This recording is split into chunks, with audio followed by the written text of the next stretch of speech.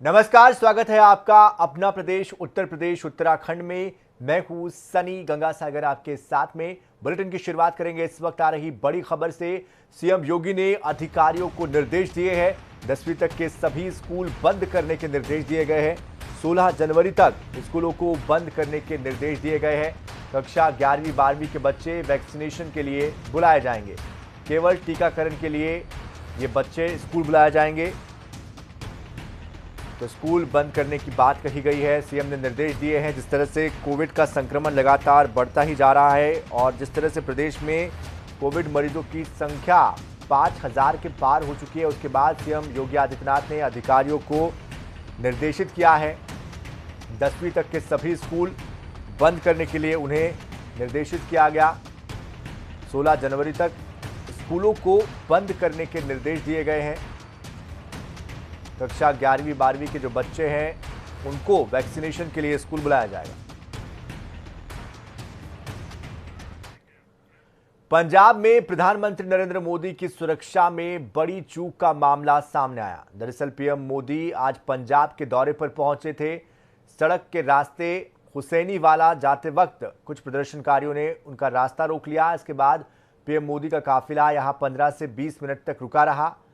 इसे पीएम मोदी की सुरक्षा में बड़ी चूक बताया जा रहा है। इसे लेकर गृह मंत्रालय ने पंजाब सरकार से जवाब तलब किया है।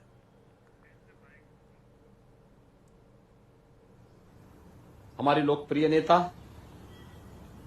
और देश के माननीय प्रधानमंत्री जी की सुरक्षा के साथ जिस प्रकार की गंभीर चूक आज पंजाब के अंदर हुई है वो अक्षम्य है और यह एक शरारत भरा पूर्ण पंजाब सरकार की और कांग्रेस की एक दुरभिसंधि को प्रदर्शित करता है। यह देश इस प्रकार की किसी भी साजिश को सफल नहीं होने देगा। कांग्रेस को और पंजाब सरकार को देश की जनता से माफी मांगनी चाहिए। पंजाब की घटना ये बहुत ही स्तब्ध करने वाली घटना है। जो सुनकर मैं स्तब्ध हूँ कि आखिर कोई सरकार कैसे ऐसा कर सकती है। प्रधानमंत्री हमारे संवैधानिक संस्था के सर्वोच्च पद पर हैं, सर्वोच्च संस्था पर के हेड हैं और इस प्रकार से उनकी सुरक्षा में इस प्रकार की ढिलाई करना, इस प्रकार की गफलत करना और मैं कहूँगा कि बेशर्मी की हद को पार किया है। इसकी जितनी निंदा की जाए कम है। हम उत्तराखंड वासी इस प्रकार की घटनाओं घोर निंदा करते हैं और निश्चित रूप से कांग्रेस का इतिहास रहा है कि कांग्रेस हमेशा लोकतंत्र की हत्या करने पर विश्वास करती है, चाहे इमरजेंसी लगाने का मामला हो, चाहे ताजा ये उदाहरण हो। बलिया जिले के मालदेपुर मोड़ पर युवा चेतना की ओर से मकर संक्रांति मिलन समारोह 2022 का आयोजन होना है। बता दें कि इस दौरान स्वामी अभिषेक ब्रह्मचारी ने मकर संक्रांति मिलन समारोह का उद्घाटन किया। इस कार्यक्रम में युवा चेतना के राष्ट्रीय संयोजक रोहित कुमार सिंह भी शामिल हुए। उन्होंने कहा कि हम भारत की संस्कृति और सभ्यता की रक्षा के लिए संघर्ष कर रहे हैं। रोहित सिंह ने कहा कि राजनीतिक दल जनता को ठग रहे हैं, लेकिन युवा चेतना लगातार सेवा कार्य में लगा हुआ है।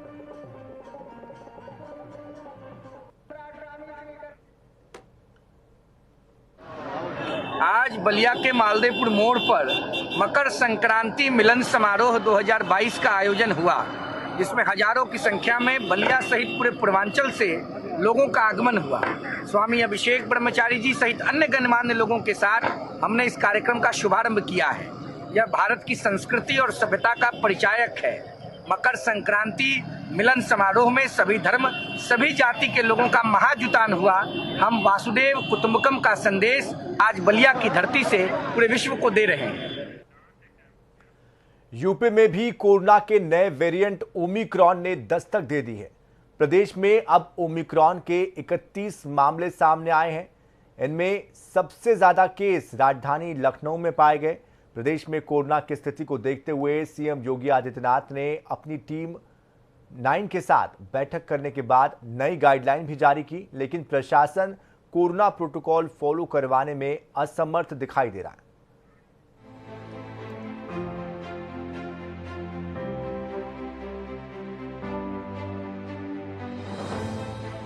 कोरोना की तीसरी लहर सामने दिखाई दे रही है। वहीं कोरोना को लेकर सरकारी आदेश के बाद से तमाम एडवाइजरी लागू की गई। पुलिस प्रशासन सख्ती भी बरतने के दावे कर रहा है। रात में लॉकडाउन तो किया ही गया है, मगर साथ साथ दिन के उजाले में कोरोना वायरस फैलाने का बखूबी काम चलता दिख रहा है। साफ दिखाई दे रहा है कि पुलिस प्रशासन को दिन के उजाले से ज्यादा रात में बिना मास्क लगाए लोग ज्यादा आसानी से दिख जाते हैं। देखिए हमारी खास रिपोर्ट। कोरोना की तीसरी लहर सामने दिख रही है, जिसको देखते हुए सरकार तमाम गाइडलाइन दिन पर दिन जारी करती जा रही है, जिसको पालन कराने की जिम्मेदारी प्रशासन और पुलिस पे दी गई है। जिसको देखते हुए प्रशासन ने रात में लॉकडाउन का भी अनाउंसमेंट किया था, मगर दिन के उजाले में अगर आपको कोरोना नियम की धज्जियां उड़ते देखनी है तो आप अमीनाबाद आ जाइए। यहाँ पे देख सकते हैं कि तमाम लोग हैं जो मास्क लगाए नहीं दिख रहे हैं। यहाँ पे बैठे हैं कई सारे लोग। आपने मास्क क्यों नहीं लगाया है? भैया मास्क लगाया, मास्क रखे हुए बड़े भाई हैं? इसलिए लगा लिया सर। तो कब लगाएंगे? इतनी भीड़ है, आपको मास्क लगाए। तमाम सरकार कह रही है तीसरी लहर को रोकना है, आपने मास्क नहीं लगाया गया। हालांकि यही एक नहीं है, यहाँ पे तमाम जितने लोग आपको देख रहे हैं यहाँ पे मास्क लगाए कोई नहीं दिख रहा है। भाई साहब मास्क क्यों नहीं लगाया आपने? बिना पूछे आप कैमरे को देख के मंगवाए हैं। तो इन्हीं की कहानी नहीं है, यहाँ पे सब है। ये भी भाई साहब हैं जो बिना मास्क के हैं। मास्क कहाँ है आपका? भाई हमने मास्क लगाया ही नहीं भाई। मास्क क्यों नहीं लगाया आपने? उलझन होती है मास्क लगाते हैं। और कोरोना हो जाए, अभी आपने देखा होगा बीती जो लहर थी तमाम। नहीं है तो मेरे नहीं हुआ है तो हमें कैसे पता चल जाएगा कोरोना हो जाएगा मेरे? इससे पहले जो तमाम बेड की कमियां हो गई थी, जो दूसरी लहर थी उसमें हॉस्पिटल में ऑक्सीजन कमी थी, तमाम चीजें थी जिसको आपको देख के लगता नहीं है कि कोरोना काफी घातक साबित हो सकता है। कोरोना कहाँ होगा भाई, मौत होना होगी, हो जाएगी। चलिए, कुछ ऐसे भी लोग हैं जिनको कोरोना होने ना होने से कोई फर्क भी नहीं पड़ता है। हालांकि यहाँ से थोड़ी ताज्जुब करने वाली बात है। मुश्किल से ये आप सामने सफेद वाली जो बिल्डिंग देख रहे हैं वो पुलिस चौकी है, और पुलिस चौकी के चारों तरफ कोरोना फैलाने की पूरी तैयारी हो रखी है। प्रशासन सिर्फ रात के लॉकडाउन में जाग रहा है और दिन में सो रहा है। रात में चालान काट रहा है, दिन में सो रहा है। अब देखने वाली बात ये होगी कि प्रशासन किस तरीके से जो कोरोना गाइडलाइन का उल्लंघन हो रहा है उस पे किस तरीके से रोक लगाता है। कैमरामैन सनी के साथ लखनऊ से अरमाना। आगामी विधानसभा चुनाव के लिए राजधानी लखनऊ की अंतिम मतदाता सूची तैयार हो चुकी है। मतदाता सूची पुनर्निरीक्षण अभियान 1 नवंबर से 5 दिसंबर तक चलाया गया। नई सूची में 1,13,322 वोटर्स बढ़े हैं, तो वही 37,402 लोगों के नाम काट दिए गए हैं। राजधानी लखनऊ के 38,04,114 मतदाता 9 विधानसभाओं के प्रत्याशियों के भविष्य को तय करेंगे। पिछले चुनाव की तुलना में थर्ड जेंडर की संख्या 42% बढ़ी है। इस बार विधानसभा चुनाव में दिव्यांग वोटरों की संख्या 23,050 है। 80 वर्ष से 90 वर्ष के बुजुर्गों की संख्या 49,508 है। वहीं 100 वर्ष के बुजुर्गों की संख्या 8,456 है, जबकि 100 वर्ष से अधिक उम्र के बुजुर्गों की भी संख्या 693 है, जो कि विधानसभा चुनाव में इस बार मतदान करेंगे।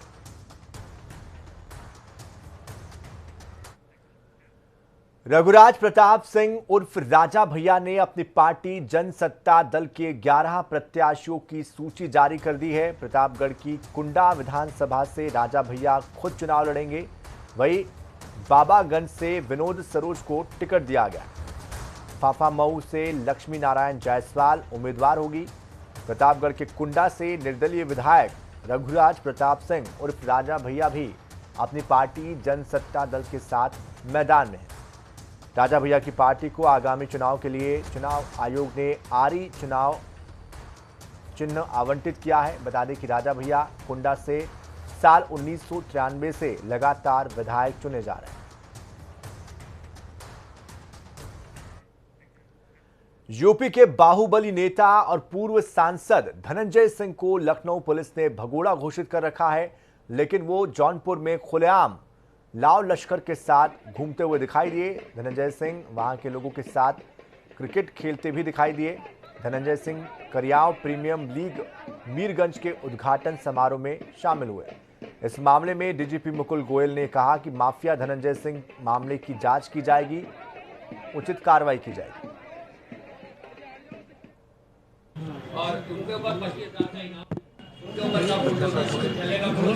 इसकी जांच अभी कराई जाएगी, कार्रवाई की जाएगी। गोंडा के जिला कारागार में बंद एक कैदी की मौत हो गई। कैदी की मौत से जेल प्रशासन में हड़कंप मच गया। मृतक हत्या के मामले में पिछले 16 महीनों से जिला कारागार में बंद था और कल रात उसकी तबीयत खराब होने पर उसे जिला अस्पताल लाया गया, जहां इलाज के दौरान ही उसने दम तोड़ दिया। वही बंदी की मौत की सूचना मिलने पर परिजन भी पहुंचे और जमकर उन्होंने हंगामा किया। नाराज परिजनों ने जिला अस्पताल के सामने स्टेशन रोड पर जाम लगा दिया और जेल प्रशासन के खिलाफ जमकर नारेबाजी करते हुए लापरवाही का आरोप लगाया। परिजनों का आरोप है कि जेल प्रशासन ने उनके साथ मारपीट की, जिससे उनकी मौत हुई।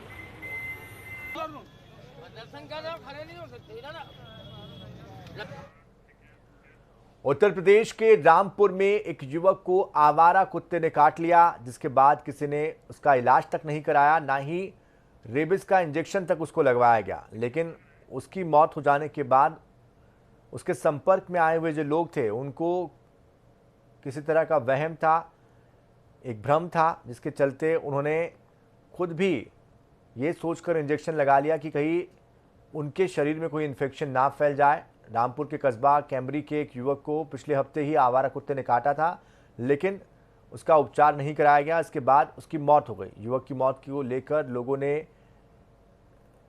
आपस में एक भ्रम लोगों के बीच फैला कि मृतक और उसके परिजनों के संपर्क में आने वाले जो लोग हैं वो अब जिंदा नहीं बचेंगे, उनको भी इसी तरह से दिक्कतें होगी। और इसी डर के चलते बिलासपुर के अस्पताल में अब तक 20 लोग रेबीज का इंजेक्शन लगवा चुके हैं।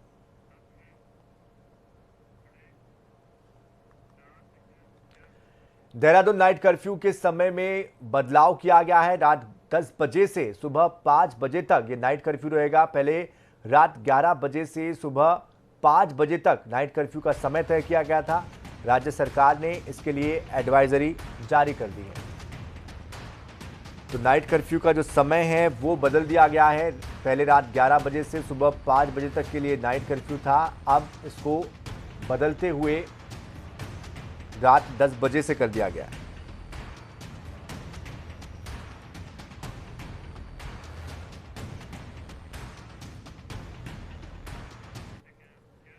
देहरादून सचिवालय में मुख्यमंत्री पुष्कर सिंह धामी की अध्यक्षता में कैबिनेट की बैठक हुई। इस बैठक में धामी कैबिनेट ने कई अहम फैसले लिए। इस कैबिनेट की मीटिंग में 40 से ज्यादा प्रस्तावों पर मुहर लगी।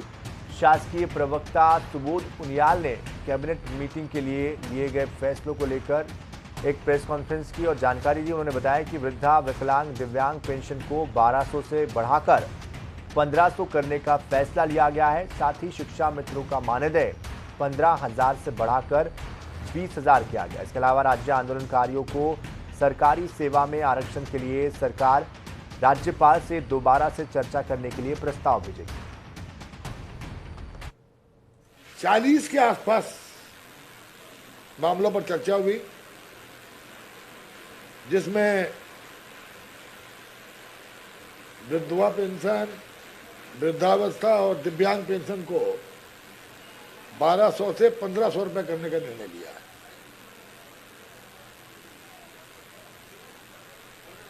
इसके साथ साथ शिक्षा मित्रों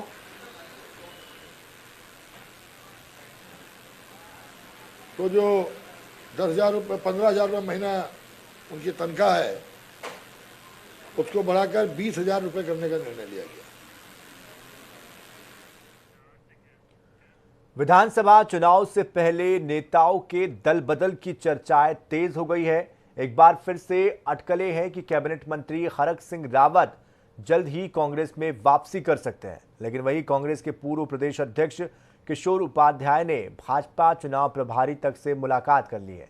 जिसके बाद चर्चाएं अब यह आम है कि कांग्रेस में उपेक्षित महसूस कर रहे उपाध्याय जल्द ही बीजेपी में शामिल हो सकते हैं। दूसरी तरफ भाजपा में अन्य दलों के नेताओं के स्वागत की जिम्मेदारी संभाल रहे राज्यसभा सांसद नरेश बंसल अभी किसी की ज्वाइनिंग से साफ इनकार कर रहे हैं। नरेश बंसल का कहना है कि किशोर उपाध्याय ने बीजेपी के जिन नेताओं से मुलाकात की है वो ही लोग सही तरीके से बता सकते हैं कि सच क्या है। विभिन्न दलों के बड़े नेता, छोटे नेता सब भारतीय जनता पार्टी की प्रगतिशील नीतियों को देखते हुए, प्रगतिशील नेतृत्व को देखते हुए जो हमारा नारा है सबका साथ, सबका विकास, सबका विश्वास, सबका प्रयास, उसको सार्थक होता हुआ जो देख रहे हैं वो सब आने को आतुर हैं। और एक लंबी श्रृंखला है, समीक्षा हो रही है, विचार हो रहा है, जैसे जैसे जो फाइनल होगा आपको पता लगेगा। दिल्ली से देहरादून लौटे कांग्रेस प्रदेश अध्यक्ष गणेश गोंदियाल का उत्तराखंड कांग्रेस में चल रहे घमासान के बीच एकता का प्रमाण पेश करने के लिए उन्होंने कोशिश की। दरअसल और गणेश गोंदियाल का यह कहना है कि 70 विधानसभा सीटों में से आधी सीटों पर कांग्रेस ने अपनी एक राय बना ली है। गणेश गोंदियाल ने कहा कि उनके नेता भले ही अलग अलग बयान देते हैं लेकिन बैठक के दौरान सभी एकजुट है, जिसका नतीजा है कि आधी विधानसभा सीटों पर जनता उन्हें विजय बनाएगी।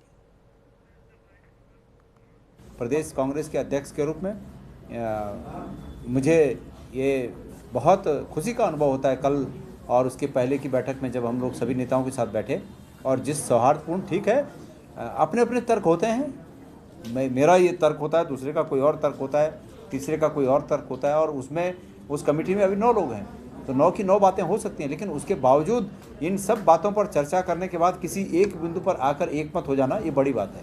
तो पार्टी के हित में सभी लोग अपनी बातों को समझने के लिए तैयार हैं। कोई इस रूप में नहीं प्रस्तुत अपने को कर रहा है कि मैंने जो कह दिया वही सत्य है।